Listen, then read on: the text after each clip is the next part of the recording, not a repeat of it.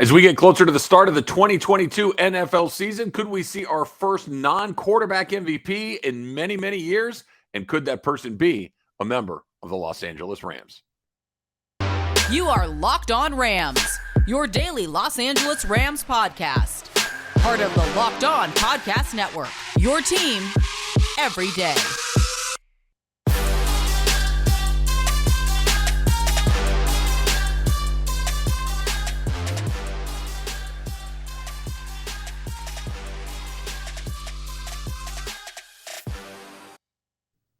Thanks for making Locked On Rams your first listen every single day, free and available wherever you get your podcast. Make sure you click that subscribe button right there in the upper right-hand corner, the little plus sign, the check mark, the bookmark, whatever it is. It's all a little different on the different apps. You know how to do it.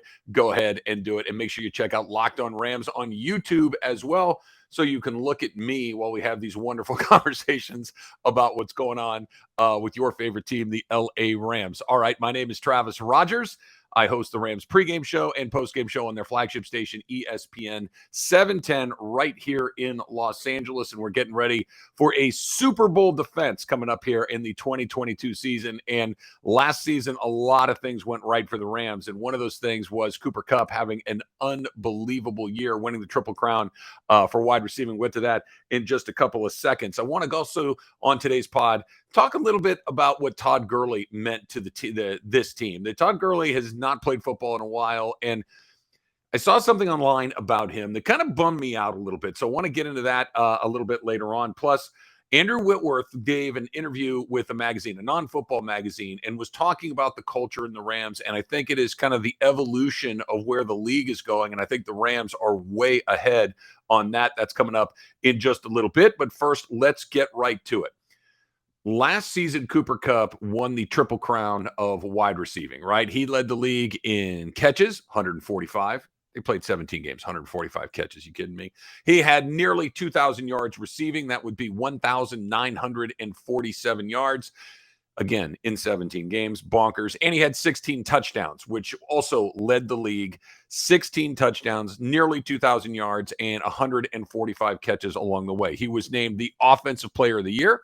He was a Pro Bowler for the first time, and he was a first-team All-Pro and had about as good of a season as you are ever going to have at that position, which brings up the question, could he or another non-quarterback win an MVP coming into the 2022 season? Just to give you an idea, this has been a quarterback award for a very, very long time. Adrian Peterson was the last guy that was not a quarterback to win the MVP award. And AP, all day AP or whatever it was, all day, every day, whatever his nickname was before we had the other nickname for him, he was the last guy. So look at some of these odds. This is as I mentioned, this is a quarterback award to be sure. And these odds courtesy of betonline.net. Make sure you check those things out as well. Let me just tell you where his odds are. He's plus 5,000 to win league MVP. He is the third most likely, or I should say, it's the third best odds of winning MVP among non-quarterbacks. The other two guys, you could probably guess. Not a big surprise that Derrick Henry and Jonathan Taylor are slightly better than he is at plus 4,000. Okay. So basically you're looking at 40-1 for Henry and Taylor. You're looking at 50-1 for Cooper Kupp. And you're thinking, okay, where does that leave him in the rankings among the other players in the NFL?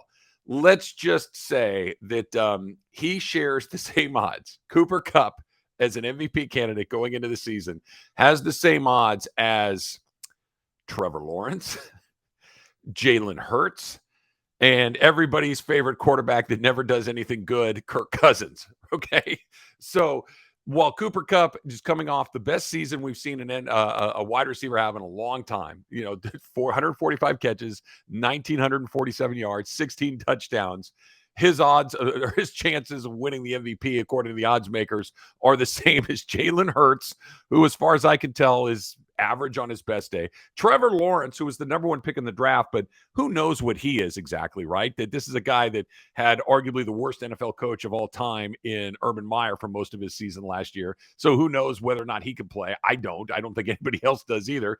And Kirk Cousins, who has been basically the definition of mediocrity since he came into the league.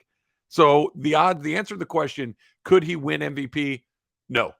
that if you didn't do it last year, and he didn't, that went to Aaron Rodgers again, that if you couldn't do it in a year where you racked up triple crown stats, then it's probably not going to happen for you at that position. It's probably not going to happen for anybody at that position, because if that wasn't good enough to get you close to the top, then it's not going to happen unless you're Aaron Rodgers or Tom Brady or Patrick Mahomes or Josh Allen or whoever the new hottest quarterback in the league could be. Justin Herbert, right? So throw in a guy like that. All of a sudden, if they went out and won 12 or 13 games, he would certainly find himself right in the mix. If all of a sudden Russell Wilson goes to Denver and the Broncos go from kind of a middling 500 team to they win that division, which is not totally out of the question, maybe he gets some run. Cooper Kupp could go out there and do exactly what he did last year, and you're going to get basically the exact same return on what you did as far as MVP goes. Now, when you look at the other Ram potential MVP candidates, there are really two other guys that kind of jump out at you. Now, if it's virtually impossible for a non-quarterback to win the MVP, what are we talking about for a non-offensive player to win the MVP? Aaron Donald has put together some of the most remarkable defensive seasons we're ever going to see. And again, when you think of other guys, like whether it's Reggie White or whether it's Lawrence Taylor, some of the great defensive players of their era, these were guys that put up incredible sack numbers and things like this. And Aaron Donald has had some big sack seasons. Don't get me wrong. He was something in the 20s, right? Not too long ago. But he's a defensive tackle. He's not a guy that's going to go out there and sack the quarterback 3-4 times a game the way that guy like LT seemingly was doing, or Reggie White seemingly was able to do. So defensive players kind of put that off to the side. I don't think Aaron Donald's got a great chance at that as well, which brings you to the last candidate that you have, which is Matthew Stafford. That one is a little bit more interesting. Now, it's going to be a challenge for him coming into this season because you're going to have an offense that is missing some familiar parts, right? Maybe Odell Beckham Jr. comes back, but he's sure not going to be there at the beginning of the season. So they're going to have some other guys in there. Allen Robinson is brand new. Now, I would expect him to fit in very, very well and have that learning curve be shortened considerably, considering how Matthew Stafford and Cooper Kupp were able to do it, how Matthew Stafford and Odell Beckham Jr. were able to do it, how quickly Matthew Stafford got on the same page with guys like Robert Woods. So it will happen fast, but does it happen fast enough for him to put up crazy stats to win an MVP? I'm not quite so sure. Robert Woods is down the road. He's in Tennessee. He's no longer going to be here. That's a familiar target. Now, him and Cooper Kupp, if that's your first season together, maybe they go to another level. Maybe that helps Kupp. Maybe that helps Stafford, but you don't have the other guy on the other side quite yet. Allen Robinson will be that guy ultimately, but there has to be a little bit of a learning curve through the first month or so, maybe a little bit longer than that. And you need to put up bananas video game numbers to win an MVP in this league right now. That's why guys like Allen, that's why guys like Mahomes and these guys or they're literally playing Madden. They're having numbers that just defies, damn near 50 touchdown passes for Mahomes, right? It's crazy. Matthew Stafford could be one of the best players at his position. Cooper Kupp is the best player at his position. Aaron Donald is the best player at his position. Jalen Ramsey is the best player at his position. But as far as MVP candidates go, I just don't see it happening for the Rams. And guess what? Who cares?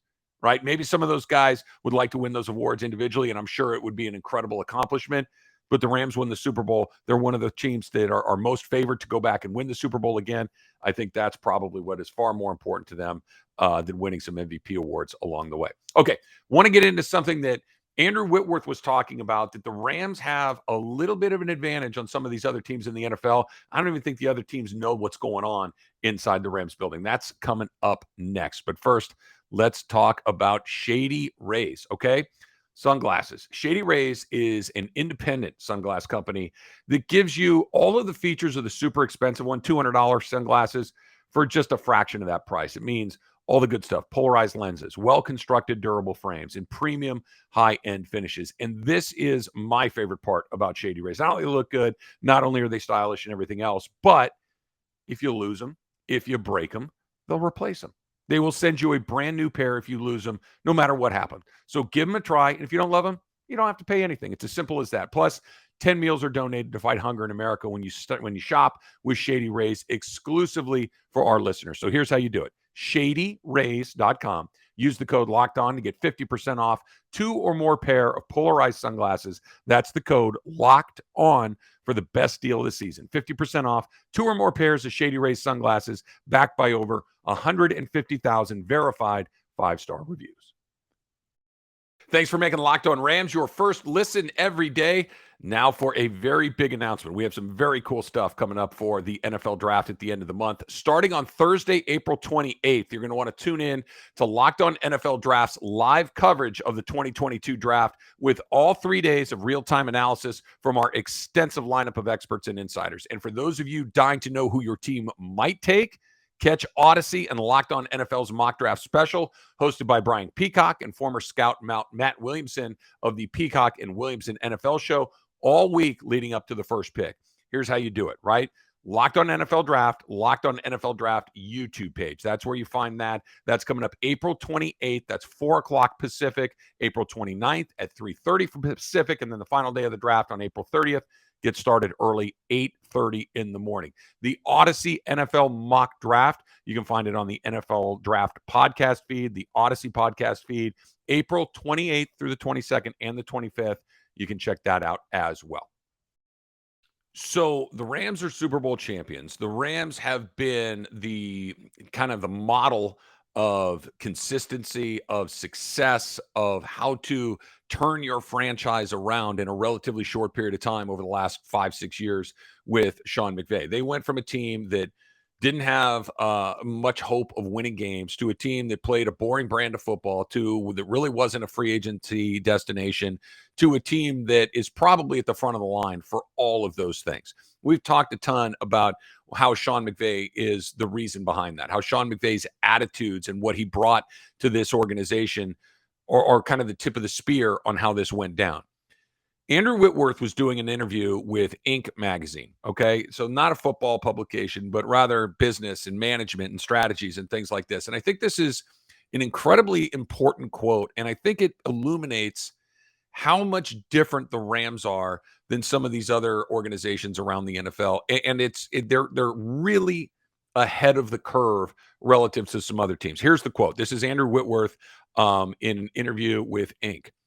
I think this is a unique environment. We're relaxed. We have fun. It's energetic. We don't have coaches out there screaming at people. That's not allowed on our field. It's about having energy and positivity and belief that no matter what happens on one snap, the next snap, the best one that you can have.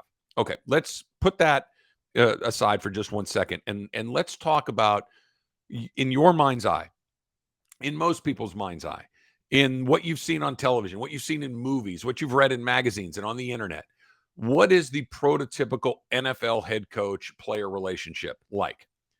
It's dictatorial. It is something where he's in charge. They call the shots. If you don't like it, get the hell out of here. We'll find somebody else to do it. And you do it my way or else, right? How many different portrayals of that have we seen? Okay.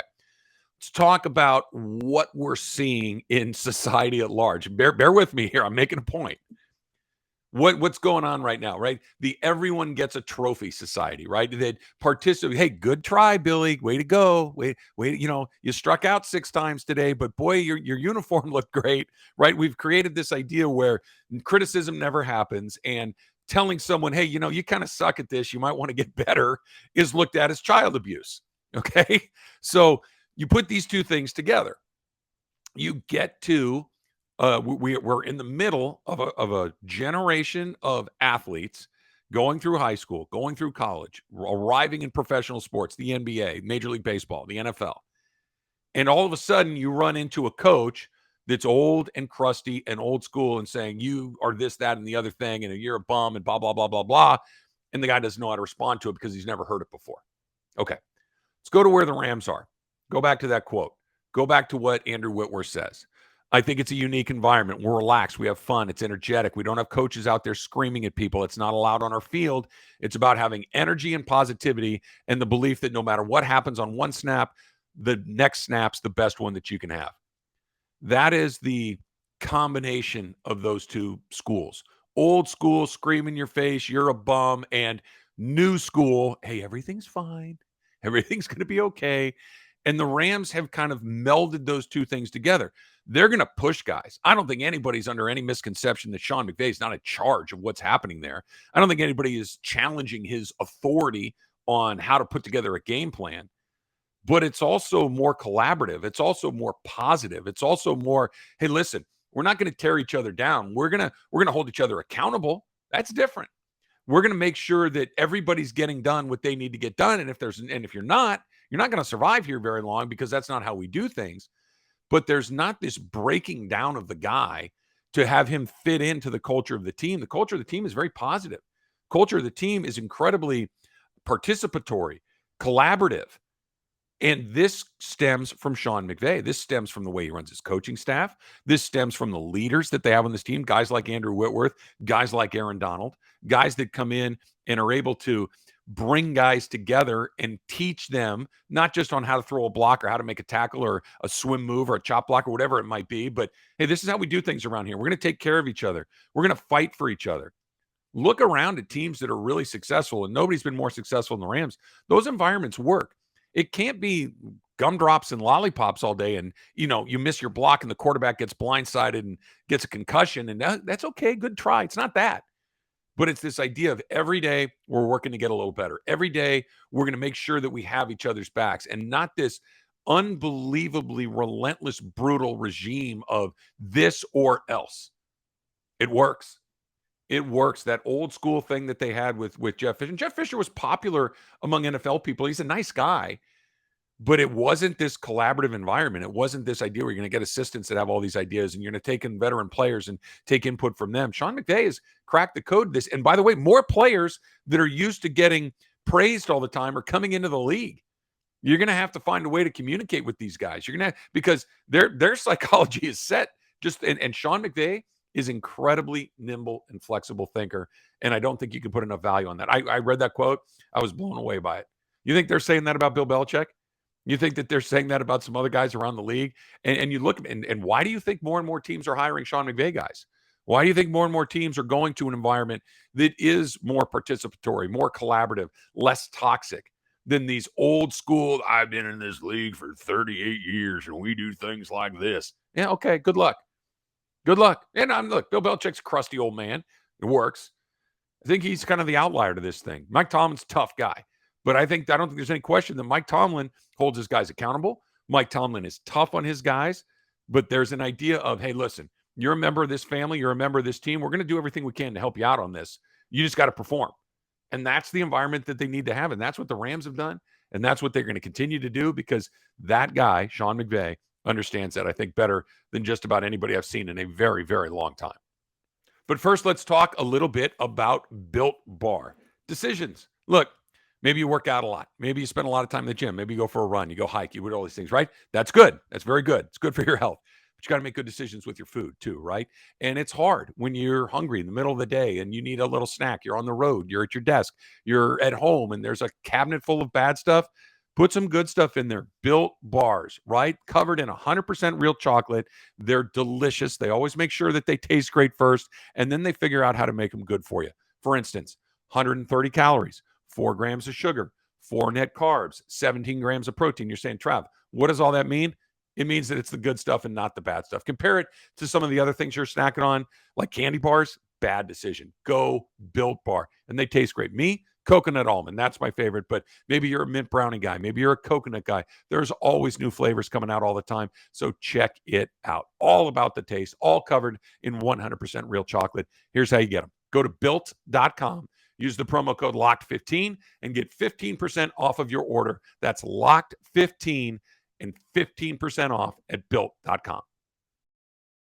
Okay, so I was doing what we all do. I was poking around the internet and looking at some things, and I saw something about the saddest downfalls of the 21st century in the NFL, and guys that kind of seemingly had this league by the tail, and then the next thing you know, whether through bad luck or injuries or decisions that didn't go their way, the league kind of just got away from them, and it didn't turn out the way that it did. And some of the names that were on this list, Johnny Manziel is on the list. That one probably we should have seen coming. Michael Vick is on the list. Josh Gordon, who was one of the most talented wide receivers this league has seen in a while, he could really never get going because of all sorts of addiction issues. Andrew Luck just decided to walk away from the league. Plaxico Burress blew a hole in his leg. Robert Griffin got hurt, right? You forget Robert Griffin at the beginning was pretty darn good football player. Luke Kuechly from Carolina, all sorts of health problems along the way. Didn't really work out for him. But the number one guy on this list was Todd Gurley. And it honestly bummed me out a little bit because Todd Gurley was so good for the Rams. Todd Gurley was not just, hey, remember Todd Gurley? He had a couple of good. Todd Gurley was arguably the best player in football for a couple of seasons. Todd Gurley with Jeff Fisher was good. He's a good running back, getting his career started and whatnot. And they'd give Todd the ball a little bit here and there. And then the second year, Todd Gurley said that they were running a middle school offense. So you could tell that he was frustrated about what was going on. But then all of a sudden, Sean McVay comes in and it just went to a whole nother level. He could catch the ball. He could block. You could obviously give him the ball as a running back. He had 24 all-purpose touchdowns, including 17 touchdowns on the ground in 2018. Okay, that's not that long ago. He was a 3-time Pro Bowler, a 2-time All-Pro, a Rookie of the Year, an Offensive Player of the Year in 2017. He was a big reason why the Rams went to Super Bowl 53. And now the dude's out of the league. Played for the Falcons a couple of years ago, really didn't do much in Atlanta, did not play on a team last year, and we'll see, right? There's a really good chance that Todd Gurley's done playing NFL football, which is a bummer because he obviously had some sort of injury, that the knee, the arthritic knee, we've heard about that he was one guy in that Monday Night Football game against the Chiefs, right? The 54-51 game, one of the best Monday night games ever at the Coliseum. Rams beat the Chiefs. A couple of defensive touchdowns along. It was a wild game, just a wild game. It was terrific. He got tackled on the sidelines in that game and kind of got up limping a little bit, and he was really never the same ever again. Now, maybe there was some friction between him and Sean McVay along the way. Maybe there was some miscommunication. Maybe there were some things that were said that should have been phrased a little differently. But if it were just a personality thing, when he went to Atlanta or somewhere else, it would have bounced right back, and it never bounced right back. And this is kind of what we're talking about with the Rams and where they are right now. You never know when the window, it felt with Todd Gurley that the window is going to be open for a minute, right? And that thing slammed shut in a hurry.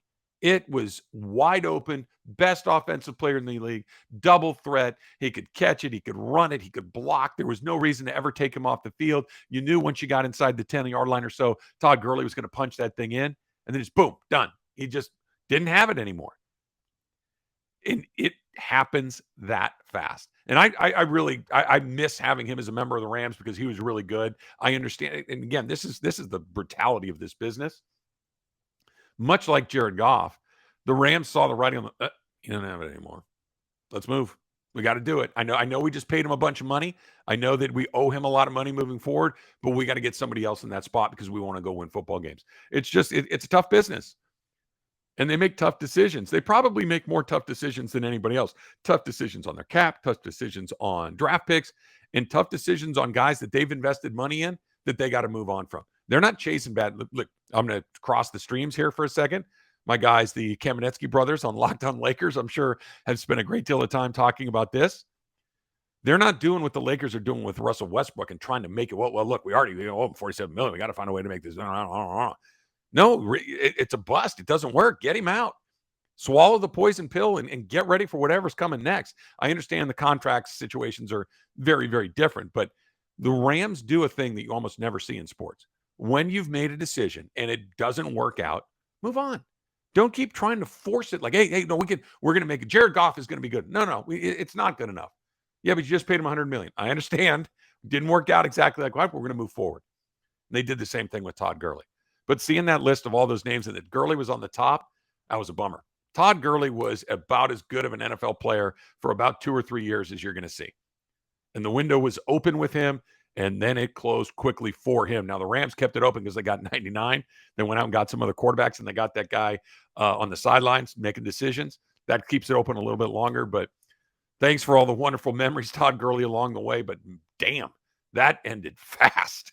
Really fast. To the Falcons, not much. Out of the league, probably not going to be in the league this year. Get that money when you can and kick that door open when you can. And Todd Gurley did it, and the Rams did it. Thanks for making the Locked On Rams podcast your first listen every single day. Now make sure that you make your second listen Locked On NFL Draft. Ryan Tracy, Eric Crocker bring the NFL draft to life every day with insight and analysis on college football prospects and NFL front offices. It is free and available wherever you get your podcasts. Until next time, whose house? It's Locked on Rams house.